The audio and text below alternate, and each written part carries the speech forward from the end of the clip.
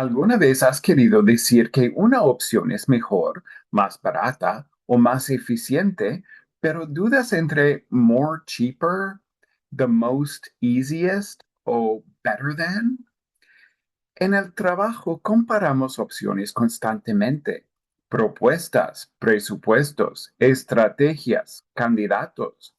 Para sonar claro, convincente y profesional, necesitas dominar los comparativos y superlativos en inglés y usarlos con precisión.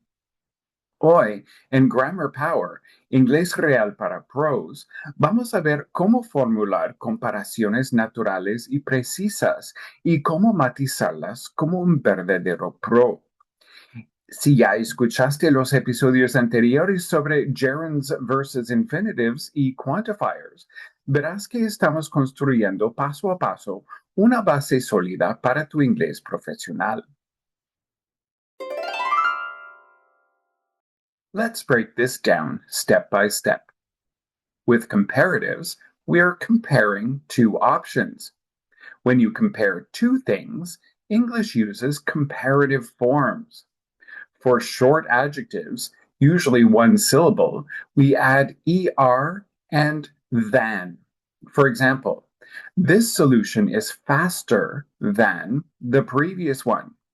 Or option A is cheaper than option B. For longer adjectives, typically two or more syllables, we use more plus the adjective plus than. For example, this platform is more reliable than the old system. Or, the new design is more innovative than last year's. Some common mistakes are doubling the comparative. For example, some people might say more cheaper or more better, but it's best to just say cheaper or better. With superlatives, we're comparing three or more options. When you're comparing three or more, use the superlative form to indicate the top or bottom of the group. For short adjectives, we use the plus the adjective plus est. For example, this is the fastest route to the office, or it's the cheapest option available. For long adjectives, we use the most plus the adjective. For example, she's the most experienced candidate, or this is the most strategic solution. There are some irregular comparative and superlative forms. Here are the most common ones you'll need at work. For the adjective good, we have better than the best. For example, this proposal is better than the one we received last week. For the adjective bad, we have worse or the worst. For example, this is the worst timing for a system failure. And then for the adjective far, we can use farther or further, or the farthest or the furthest. For example, her team operates farther from headquarters than ours.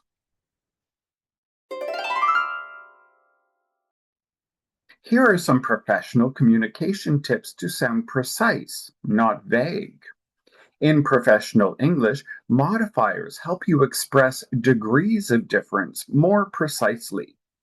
Common modifiers like slightly, a bit, much, far, by far, way, and considerably can help you.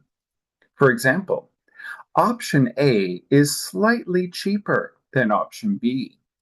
It's a small but meaningful difference. Or, this is by far the most strategic choice. It's a strong, clear distinction. Modifiers allow you to calibrate your message. Instead of sounding flat or exaggerated, your comparisons become measured and confident. Exactly what you want in workplace communication.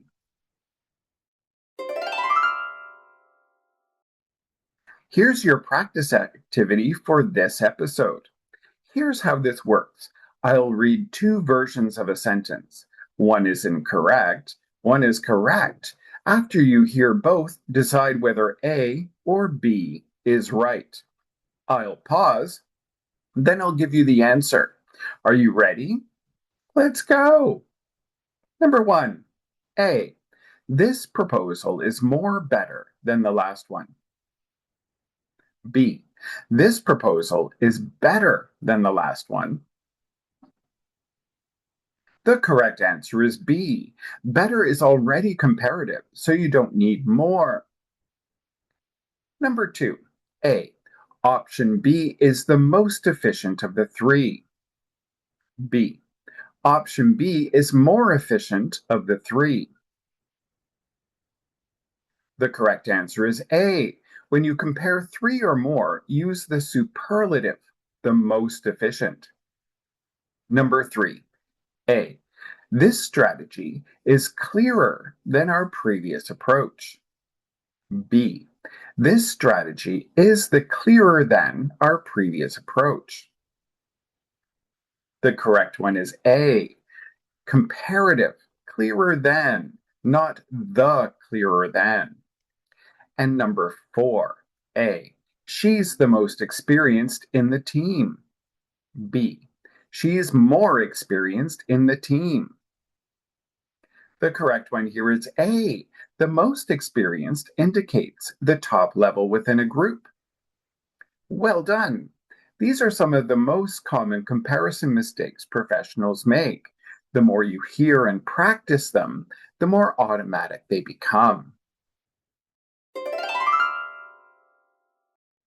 Dominar los comparativos y superlativos en inglés te permite defender ideas, comparar alternativas y tomar decisiones estratégicas con claridad y precisión.